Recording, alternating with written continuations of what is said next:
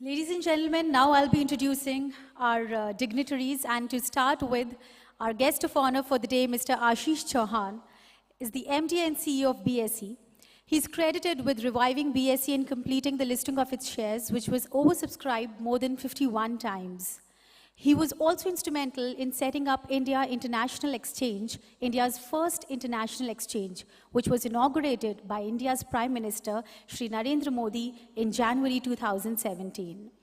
He set up the initial technology, screen-based trading system, satellite communication network, equities and derivatives, business and Nifty index for NSE.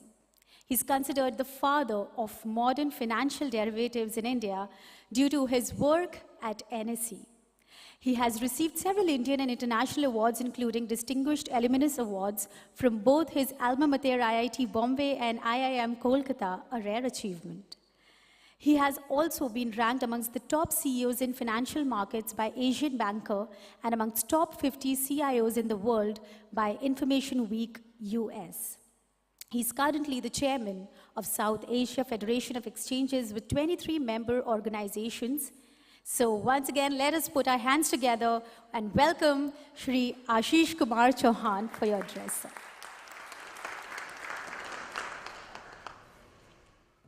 Mr. Suresh, Mrs. Arundhati Bhattacharya, my friends and colleagues on the dais, the broking fraternity, thank you very much for calling me. It's a pleasure and honor to be in front of you once again. In a sense, I would also like to congratulate the people who have put up this great show. I know the hard work that has gone into organizing this particular event, and my heartfelt gratitude and also thanks to all the organizing committee members of ANMI for putting up this great show against great odds.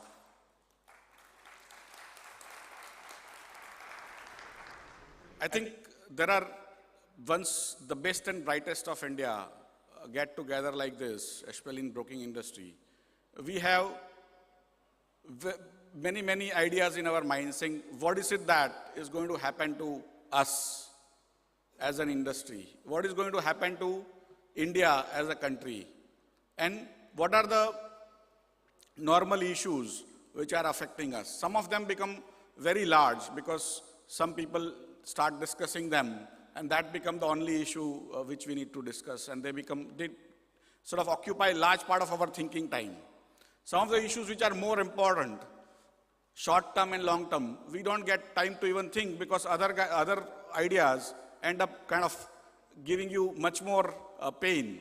So one of the issues which I think I was asked today morning also was about timing. That everyone seems to be afraid that 9 to 3:30, if we do it even 1 minute more, all of us will have tremendous amount of problems.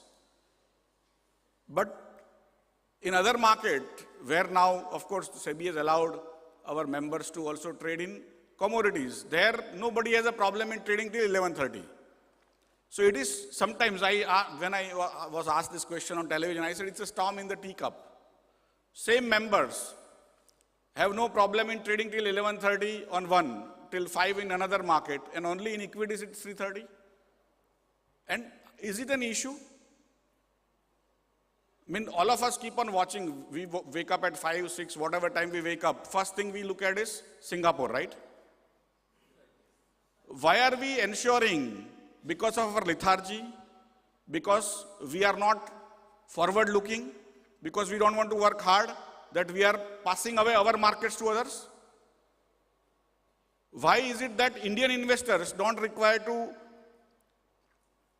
basically, whenever news comes, why Indian investors has to be deprived in the evening after market hours when the prices, when the news comes, so that other people are able to trade in foreign markets where Indian products are traded? Why is it that only Indian investors have to suffer because of us as exchanges and because of our members who also keep on opposing everything? Please look into this because it becomes a large issue for nothing. I also said that there has not been any discussion, okay? So don't get frightened that this is a decision taken by anyone. I mean, I don't know what SEBI is going to even, whenever they ask, But boss, are we not able to look within? Are we so short-sighted? And that is my basically purpose of asking you this, that what are the long-term issues? What are the short-term issues? What are the long-term issues you need to figure out? Today morning, first thing I woke up and saw is that SGX quarterly results has come. If I discuss my quarterly results, it will be different. But SGX quarterly results is worth discussing. So SGX quarterly results have come, and it has gone up by 7%, give and take 1 or 2% on profits and revenue. But more importantly, with the results, they also announced that they are going to open a new market by setting up SGX America. Imagine why this is happening. It is happening because they are not seeing growth in their own area. These are the last vestiges of growth.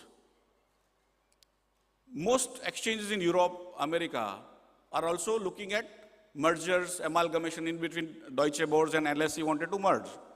They couldn't merge, but why? It's because they don't see growth. They will merge with some data vendors, they will merge with this, they will merge with that. It's because the entire growth is not going to happen. They have figured this out in their own area. But they think in other guys' territory it may happen. It may not happen there also. But there is what I call a good thing about hope, that you can continue with that. And that is what is happening. Last 25 years, what has happened to our industry? We used to charge how much? Brokerage? 2.5%? जितना allowed है वो तो करते ही थे, उसके ऊपर क्या करते थे? गाड़ा, right? So assuming on a normal basis, the industry used to charge say 4% on a transaction. It has come down to what now? 1 basis point or less? 400 basis points have come down to 1 basis points. 25 years. The best of Harshad Mehta days, Dina Ben will tell you, basically we used to do trading of 400 crore or 500 crore rupees. Today, worst of days, we do 10 lakh crore, right? So we have gone up as an industry by 2,500 times. But our income has come down by basically 400 times, 400 to 1 basis point. So effectively, still 6 times more income has come into the industry. And then there are more people have come into the industry. I give, basically, what are the reasons why this business grew up so much in terms of volumes? One is, of course, inflation, take away inflation. But automation in India became a large jump. It gave you a large jump of almost 10x. What we used to do as 400 or 500 crore, now became 5,000 crore. Then came the 2 exchanges having single screen and so on and so forth. So that gave you another 1 or 2x jump. Then came derivatives. So derivatives gave you another 10x jump. Then came algorithms. And then came co-location, right? So you had basically the markets have gone up 2,500 times due to various reasons over last 25 years. What I say is, in next 25 years, will we go up by that much, 2,500 times? We have covered most of the activities that could be covered. We were first only stocks, then went into derivatives and commodities and currencies and interest rates. Everything has come in. Will we go up by that 5,000 times, 10,000 times over next 25 years? Another example I give you is, we have a boy who is 2 feet tall at 2 years age. That boy becomes 18 years and 6 feet tall. So after 36 years, what will be his height? Will it be 12 feet? It remains probably 6 का 7 हो जाएगा. But 12 foot gutter गज के बाद कोई नहीं हुआ. Will our industry grow to become that 12 feet? many people ask me, ki, boss, now, I mean, I ask you genuinely, all of you, although all of you are competitors also, and most large brokers are not here in terms of the nationwide, barring 5, 6 I can see. How many of you made profits which are reasonable in last 1 year in pure trading, not in financing? How many of you did that? How many of you are happy with the business, that the income you are getting, not the volumes? In last 1 year, just put your hand on your heart and say, boss, I made reasonable sums, I'm happy. How many of you are doing that? When I have come across one person, which is a very nice thing, at least there is one guy, but I have come across very few brokers who are able to say that today they are earning purely out of broking. See, some of you might have invested in the various places. You might have 25 crore, 50 crore, 500 crore portfolio, and you might have made money there. So many times you think that is the income you are getting out of brokerage. You are not. Purely out of broking business, how much? And then you will realize that commoditization of our business is the killer. A person who is able to give you 20 rupees per transaction would also make it 1 rupee per transaction. Marginal cost to nahi hai. Then it will become 10 paisa. Then they'll start paying because somebody will give advertisement, like Google model. What is going to happen to the industry if we don't search ourselves and figure this out? Then India may grow. India will continue to grow. But whether this commoditized services which we are giving is going to give us anything which is worthwhile going forward. Because technology costs are increasing, compliance costs are increasing. What is it that our future looks like? And for me, it's what I call a big white elephant in the room, which we need to discuss today whenever you guys have a chance to discuss amongst yourselves. I just wanted you to be aware that this is one situation is troubling me quite a lot. I have always worried that how, if the industry doesn't survive, exchange doesn't survive, let us face it. So, as much you are worried, we are also worried at BSE, saying, what is it that we need to do it so that the industry survives?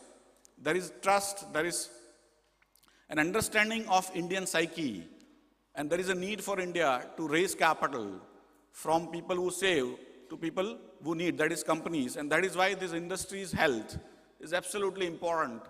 And that's why you guys need to do it. You guys need to worry that what is it the future we want to look at. नहीं boss, 3:30 के बाद तो मेरे को काम नहीं करना है. 9 बजे के बाद तो मेरे को काम नहीं करना है. अरे पूरी दुनिया काम कर रही है बॉस, बहुत भागना पड़ेगा. कई चीजें ऐसी है, you will have to start doing all these things. I'm just taking few examples like taxation. STT is really a burden, but STT came in lieu of capital gains tax. Now, capital gains tax is an interesting phenomenon. It is not there after 1 year, even if it is less than 1 year, there is a sort of lower capital gains tax. How do you tweak the framework that there is more investment, there are more people coming into the market? What is happening is that we are drying our pond.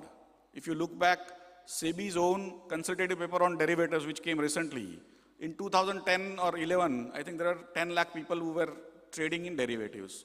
Last year, they became 4 lakh. Slowly, number of people are losing and going out. It's not that Indians are actually going down in numbers. Indians are still increasing. It's that our pond is drying. What are we doing to get more people, get their more trust? If we don't do that, if we are trying to sort of flog the same horse again and again, uska zyada chakkar lagayenge, the horse will go away. We must do the soul searching. And I thought the first thing, I was not sure I'm going to speak first, but that I've been made to speak. I thought I'll put this in mind that you have to work as a team. And also some minor inconveniences, minor situations. In fact, when it came, today when I asked that capital gain tax should be imposed on all transactions, most brokers called me up saying, "Kaise kar sakte hain? How can you say this as a BSE CEO?" I said, "No, boss. I want BSE to be clean. I don't want BSE to be used for tax evasion. And I don't, if I were you on your place, I would not have wanted our market to be used as a tax evasion tool. Because one person does it, it affects all of us. Government looks at us with suspicion. Why should we want it done that way? No, but whenever you want to do tax evasion, it has to be BSE. Whenever other business has to happen, it has to happen on other exchanges. Aisa kaise chalega, boss? I will also stop it. That is what we have done. And you must understand that BSE will not allow tax evasion, irrespective of whether you want to do it or not. But as a community, government is very distrustful. And that is why you have to start saying, ki boss, tax lagao, at least kuch to lagao, just say it doesn't look like a tax evasion. And that is what my perspective is saying. Each time we are asking three budget sort of stuff, saying, ye tax kam kar do, wo tax kam kar do. Similarly, for speculation versus investment, do we want to do investment or speculation? And that is again the same stuff, that today the STD itself is so unevenly put in that you are promoting speculation as a government, and if you don't tell it, who will? No, but then it is going to affect our business. If we don't look at long term to sacrifice some in our short term, we are basically going to create an issue. Having said that, industry has to figure this out. BSE will continue to go on its own way. India's future is very bright. How, if India grows and we don't grow, it will be a shame. India's future is extremely bright. And why? Because of one single reason, is technology and demographics. Technology is going to change, one single technology, information technology, has changed India's perspective about itself over the last 40 years. And about world's perspective about India. Almost all the jobs that have come up in last 30, 40 years are in a sense connected to the IT. In next 30, 40 years, there are going to be 20 such technologies making such changes. And India is going to be at the forefront because of the demographics, young demographics, technology oriented. And I have two hypotheses that next 40 years will create wealth in the world, not India, but wealth, that has not been created in last 10,000 years. So next 40 years will create huge wealth. Second is that most of that wealth will be created by young people. And young people are there in India who are technology oriented. And so India's future is very bright. And my request is, look at it as an industry. How do we channelize those savings? How do we create wealth, help India create wealth, and we participate in creating those wealth so that people trust us and so on and so forth. So thank you very much.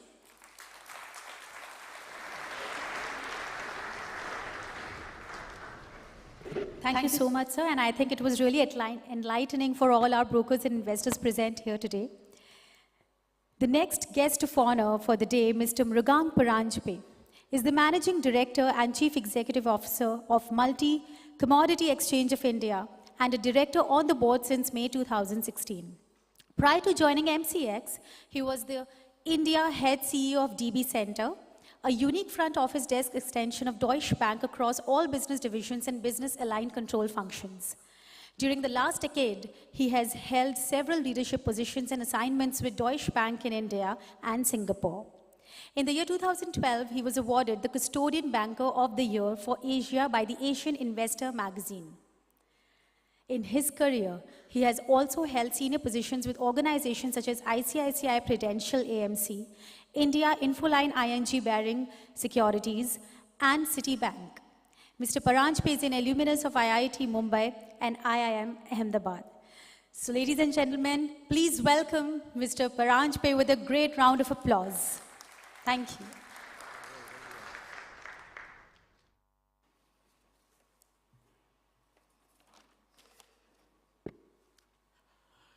Good morning, everyone.